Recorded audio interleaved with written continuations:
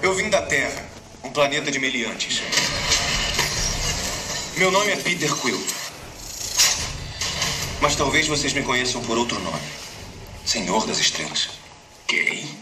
Senhor das Estrelas, cara. O fora da lei famoso. Alguém? Esquece.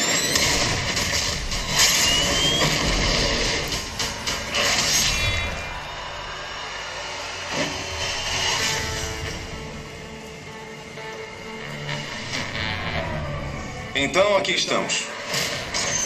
Um ladrão, 2 criminosos, uma assassina e um maníaco.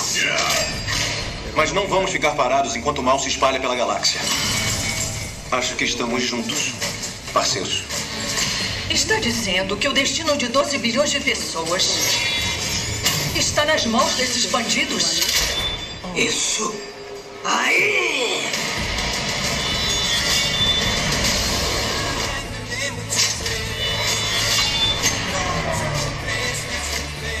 Uau!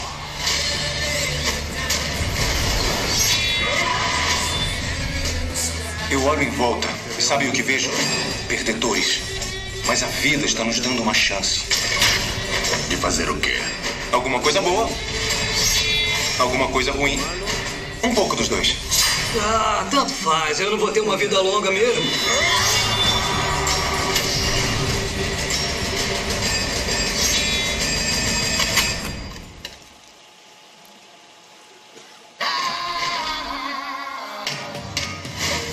Eles se chamam de Guardiões da Galáxia. Pode não ter sido uma boa ideia.